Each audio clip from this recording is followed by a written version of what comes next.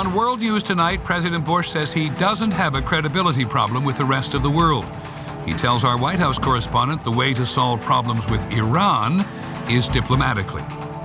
Registering to vote in Iraq's elections. Today's the day for 1 million Iraqi exiles here and in 13 other countries. A look at the world's largest passenger plane, the largest ever built, a $12 billion program. We have a preview. And why would a mother take the risk of using another mother's breast milk for her child?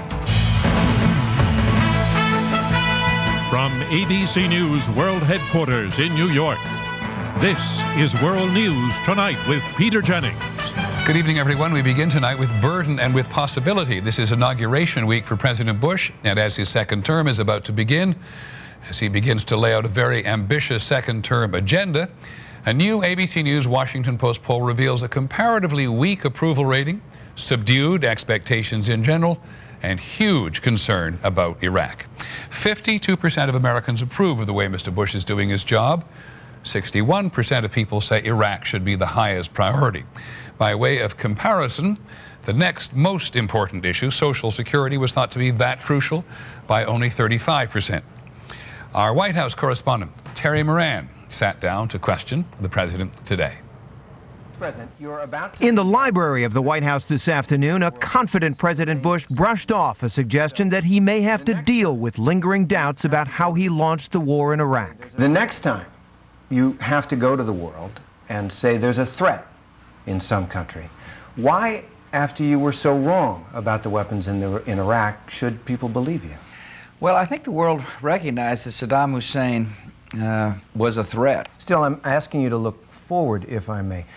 Don't you and the country now have a credibility problem?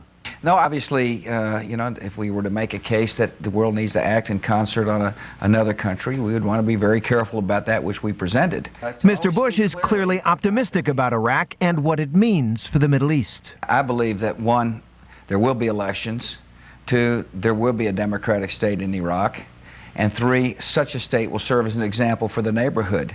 Domestically, Mr. Bush tried to calm concerns about his proposal to allow workers to take money out of Social Security and put it into the stock market. The stock market can be risky. What if it goes down when you're ready to retire? How do you answer that? There will be strict guidelines investment guidelines, just like federal workers have in their thrift accounts. Over time, stocks and bonds and mutual funds yield a rate of return that's much better than that which is in the Social Security Trust. Overall, this is a president who still wants to be a uniter. At home and abroad, you are a polarizing figure. Do you regret that, and how will you fix it? Well, I think the decisions I made in the last 4 years will make the world a better place. I have a responsibility to try to unite this country to achieve big things for all Americans. I will say that in my inaugural address, and I'm looking forward to the challenge. Mr. Bush also said he's become an old hand at being president. It's a job, Peter, he is clearly enjoying these days. Many thanks, Terry. Terry Moran at the White House. Let us now go back to those expectations about Iraq. In northern Iraq today, there was another very calculated attempt to create fear and tension between religious communities. Gunmen kidnapped the Catholic Archbishop in Mosul. Iraq's Christian community is very small, about 3% of the population, but it has been the victim of several attacks in the last year. In other parts of the country today, more than 20 members of the Iraqi security forces were killed. Insurgents attacked National Guard soldiers at a checkpoint near Bakuba, and a suicide bomber attacked a police station in Beji. General George Casey, the commander of the multinational force in Iraq, said today there was going to be more violence on Election Day. And he said the enemy is resourceful and persistent. Well, the individual Iraqis campaigning for a seat in the new National Assembly know that only too well. ABC's David Wright on that subject tonight from Baghdad. Shiite candidate Salama al-Khafaji has now survived 3 assassination attempts. The only protection she has is her bodyguard and her flak jacket. You can barely notice. She does not get any police protection. Hardly any candidates do. The gunmen who ambushed her car yesterday were wearing Iraqi police uniforms. It's not because I'm a woman. Everyone is a target. Today, al-Khafaji canceled her plans to visit Shiite cities in the south. Her staff told her that armed insurgents have set up checkpoints, using dead bodies to block the paths of cars. But how could I pass now from Baghdad to the south of Iraq? This is the problem. There are 111 names on the ballot, mostly new political parties.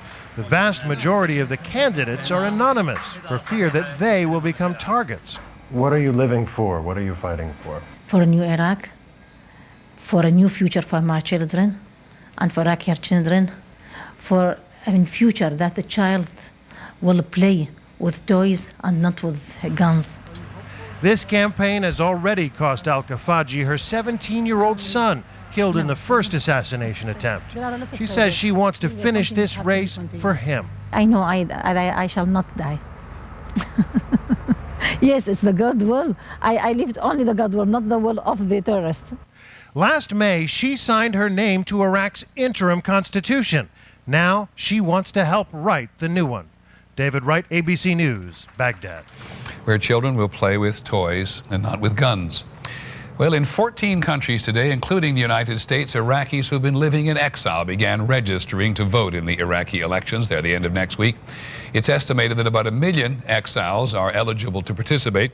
About 240,000 of them live here, and many of them are eager to take part. Here's ABC's Dean Reynolds.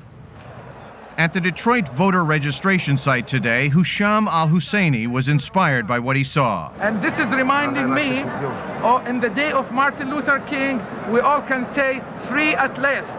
The imam said it was a unifying process for Iraq, a nation with deep divisions. Christian, lift your hand. Very good. The Muslims, lift your hand. You see? Iraqis, raise your hand. In addition to the site in Detroit, registration for Iraq's national election will go on through next Sunday at 4 other cities: Nashville, Chicago, Los Angeles, and suburban Washington. Noman Shubar drove down to Washington from Philadelphia. Compared to what people have to endure in Iraq, this is nothing. They came by the busload and faced tight security. Proof of Iraqi citizenship or heritage required. Bring that with you. That's very important. One election official in Chicago had some bad news for an out-of-towner.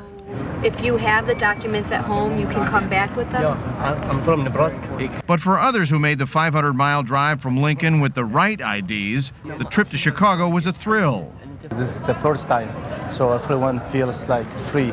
Still, the ballot with more than 100 choices will be daunting. There's been a bit of obscurity as to who the candidates are and what the parties are. This morning, the now formally registered Iraqis were heading home, some facing a 10 to 12-hour drive to get there, but knowing that later this month, an even more important round trip awaits them. Dean Reynolds, ABC News, Chicago. And now we're going to go from Iraq to Iran. There is a huge argument in Washington today about whether the Bush administration is conducting secret missions overseas without the traditional oversight from Congress. And does the U.S. now have its sights on Iran? Accusations to this effect are in the New Yorker magazine today, written by the investigative reporter Seymour Hersh. The claim about Iran in particular got a very tough response at the Pentagon. Here's ABC's John Cochran. The New Yorker article says the president has authorized, quote, secret commando groups and other special forces units to conduct covert operations. Author Seymour Hersh says the U.S. has already sent military reconnaissance teams into eastern Iran, hunting for evidence of nuclear weapon sites. One of the things I know they would like is something physical to show that Iran has been cheating. I don't know if they can get that, but they're planning, radioactive sniffer devices. Hersh says President Bush chose the Pentagon to spy on Iran because he has little confidence in the CIA and because the law does not require the Pentagon to report to Congress on covert activities. If you're going to run this kind of stuff, the fewer people that know, the better, is the way the White House looks at it. The president was asked about that today in the ABC interview. I haven't read it, but I think you ought to listen to what the Pentagon has said about that, and that is, it wasn't true. What the Pentagon said was a blistering rebuttal, that Hersh's article was riddled with errors. But the Pentagon did not deny that military units are spying in Iran or elsewhere. While undercover operations in Iran may alarm some Mideast experts, one with close ties to the White House applauds the idea. Iran has got a nuclear program, and it would be irresponsible if the United States weren't trying to collect intelligence about that nuclear program. A former Bush administration official told ABC News it may be a good thing that the Iranians are hearing about undercover operations. He said, if the Iranians think we mean business, that gives them one more reason to give up any nuclear weapons program. John Cochran, ABC News, Washington. Another confrontation between Mr. Hirsch and the administration on a very sensitive subject. When we come back this evening on this Martin Luther King Day, what black Americans want from a second term of the president. We'll take a closer look. Also tonight, unveiling the world's largest passenger plane, 1 million pounds fully loaded. And at the end of the broadcast tonight, for mothers, turning to other mothers for breast milk and the risks involved. This is World News Tonight with Peter Jennings, brought to you by Cialis. Who needs an erectile dysfunction treatment that can work up to 36 hours? Couples who don't want to put their lovemaking on a schedule. Couples who just like to let it happen. 36-hour Cialis is for couples who like to choose the moment that's right for them. Because Cialis is the only ED treatment proven to both go to work fast and work up to 36 hours. Cialis is only for men healthy enough for sexual activity. Do not take Cialis if you take nitrates for chest pain, or certain alpha blockers for prostate problems, or high blood pressure, as this may cause an unsafe drop in blood pressure. Don't drink alcohol in excess with Cialis. Side effects may include headache, upset stomach, delayed backache, or muscle ache. Erections lasting longer than 4 hours, though rare, require immediate medical help. Discuss your health status with your doctor and ask if Cialis is right for you. Then ask your partner what she has in mind. 36-hour Cialis. When the moment is right, will you be ready? Only Red Lobster makes jumbo shrimp the way you crave it. Big, tender, sweet, crunchy, decadent. Choose your favorite right now at Red Lobster. If you're at risk of another heart attack, your doctor may recommend 2 important medicines to reduce that risk: a prescription cholesterol medicine and Bayer aspirin. Ask your doctor about new research that shows how adding aspirin to your cholesterol medicine can reduce your risk of another heart attack by up to an additional 26% over a statin alone. Aspirin is not appropriate for everyone, so be sure to talk to your doctor before you begin an aspirin regimen. The more you know, the more you trust Bayer. Great party, Max. They're home early. Everyone out! They'll never know. Thanks to Tidy Cats. Tidy Cats. Multiple strength for multiple cats. You know about Allegra, but you should know about Allegra D. It just may be music to your ears. Ask your doctor about Allegra D. You need to know about it. Got gas, pressure, bloating? Tums doesn't treat gas, neither does Pepto-Bismol. To treat gas, use Gas X for fast, powerful relief. Popcorn? Gas X beats the bloat, and acids don't.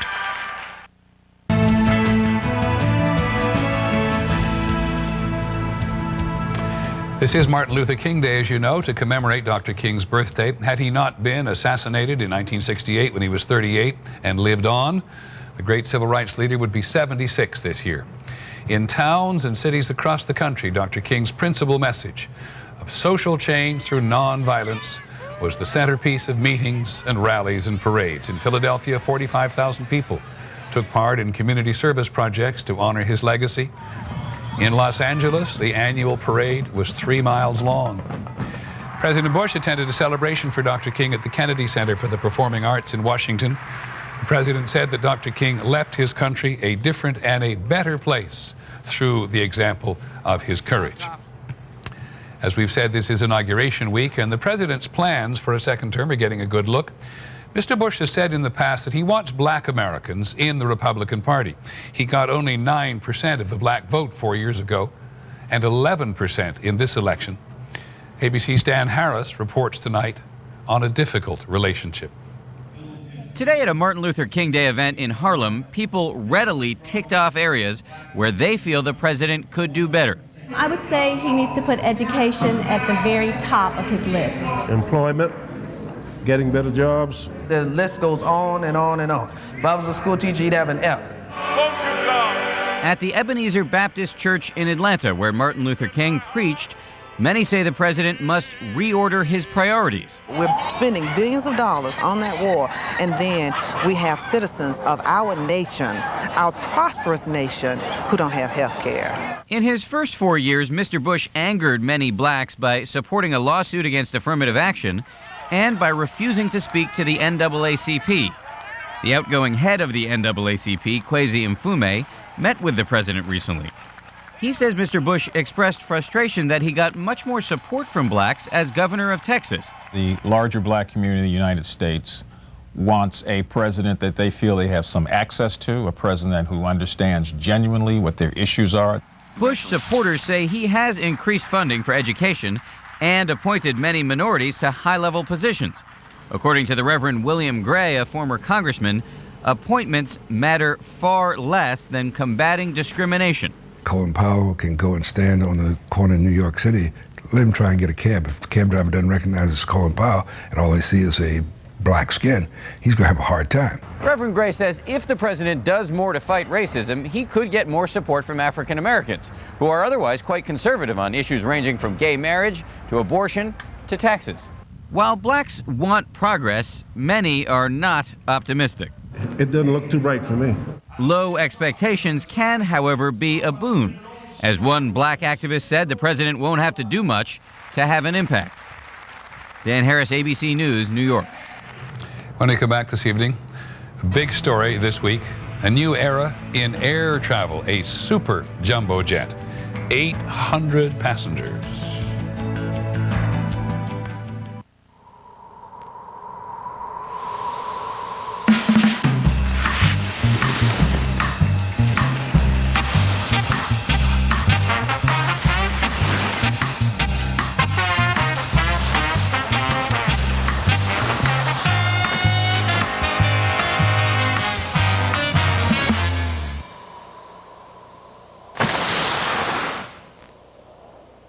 Sometimes all the right moves can't give high cholesterol the slip.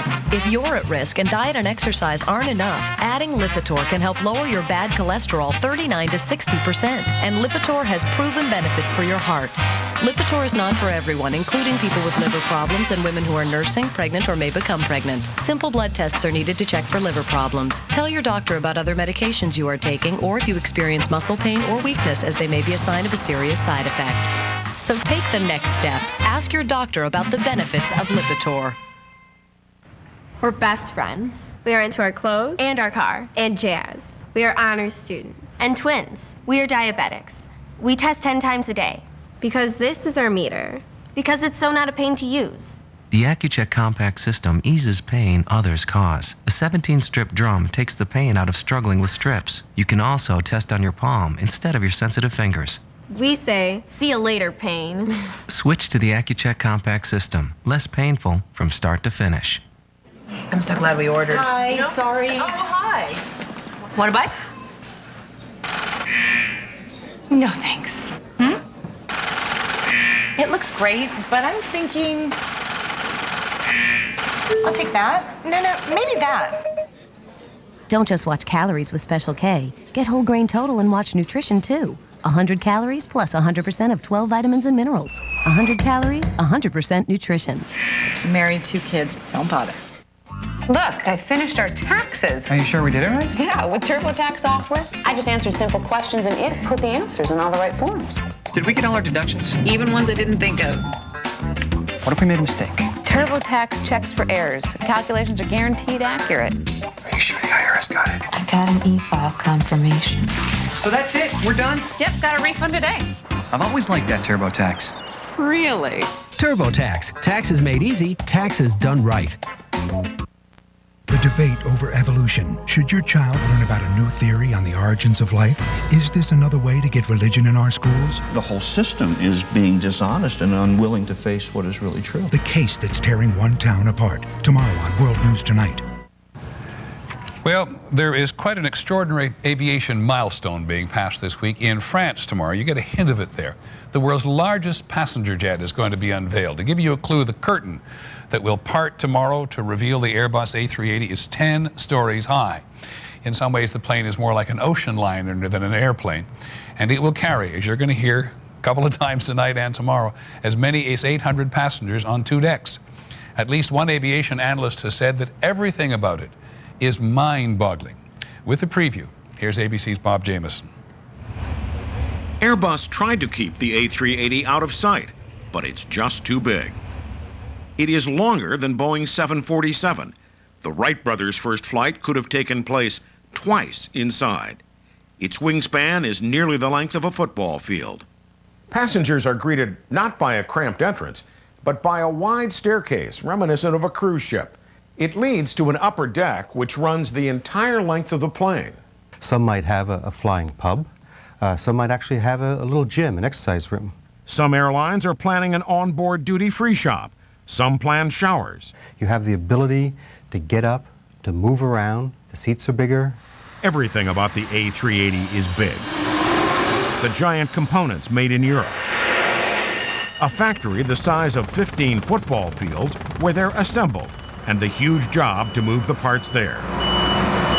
They first must be transported by sea, then by river in France, scraping under 17th century bridges, and finally along narrow roads first built by the Romans, creeping through tiny villages with only inches to spare.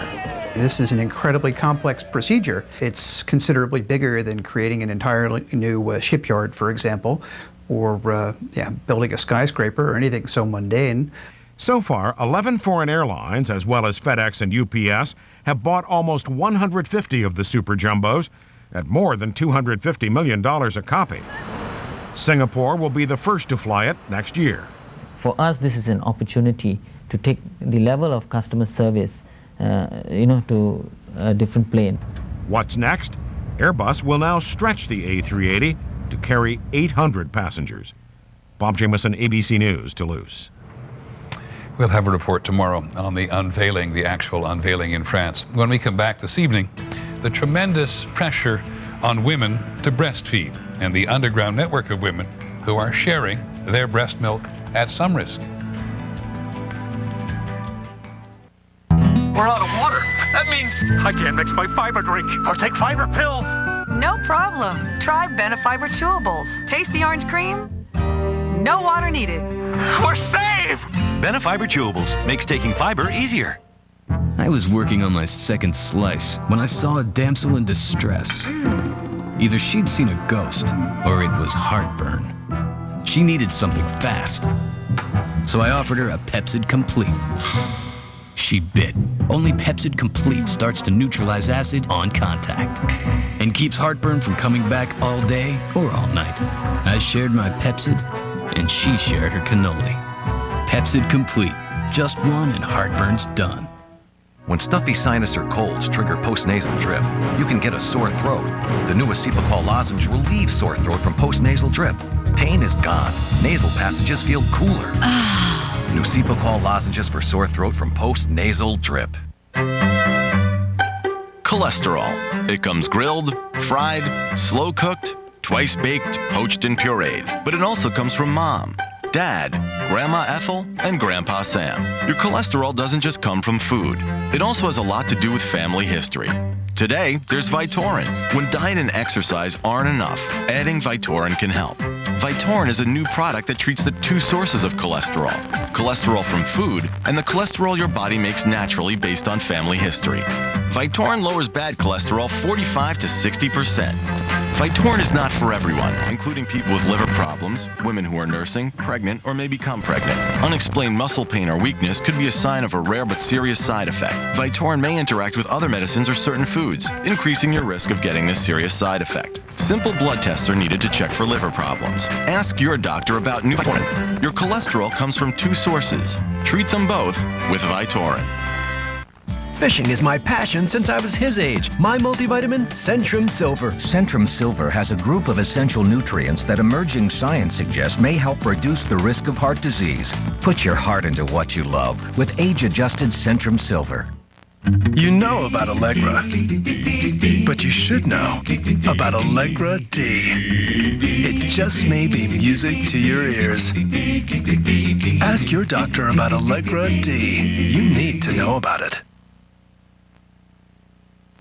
He's got his father's eyes. She's got her mother's smile.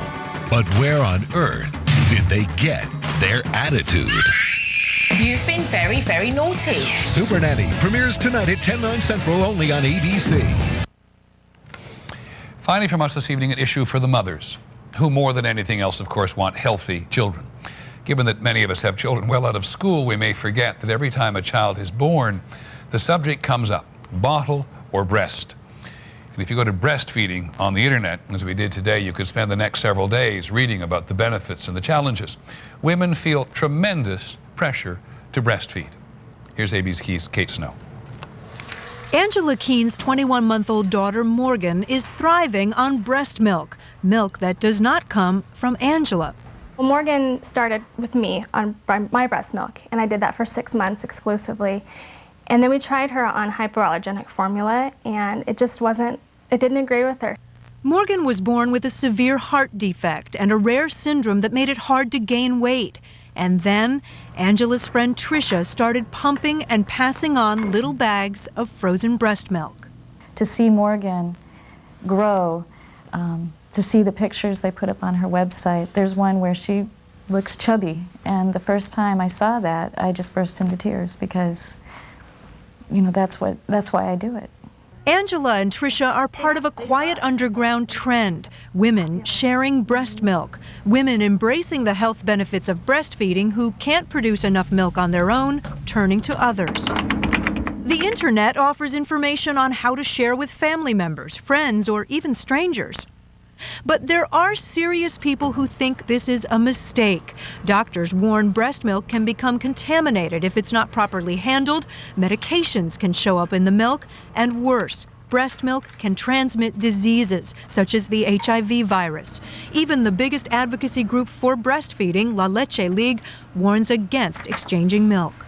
My comment would be that a mother doesn't need to take that risk. That yes, there are risks involved. The American Academy of Pediatrics suggests mothers go to breast milk banks where donors are screened and the milk is pasteurized. But there are only 7 banks in the entire United States. But going through a bank can be expensive. At $3.25 an ounce plus shipping, it can cost from $50 to $100 a day to feed a baby. And so some mothers will continue to take the calculated risk of donor milk.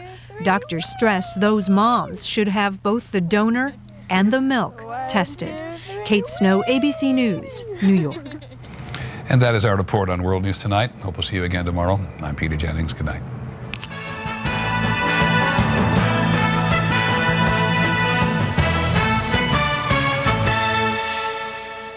Only ABC News, honored with 2 prestigious DuPont Columbia Awards and winner of 5 Emmys. More than NBC, more than CBS. No wonder why, Inauguration Day, Americans will again turn to Peter Jennings and ABC News. Every Sunday, we make dreams come true. Tonight, see how we take the impossible. We're gonna be in serious trouble. And make it possible. It's a beautiful thing to be a part of. A new How'd They Do That? Tonight at 8/7 Central, only on ABC.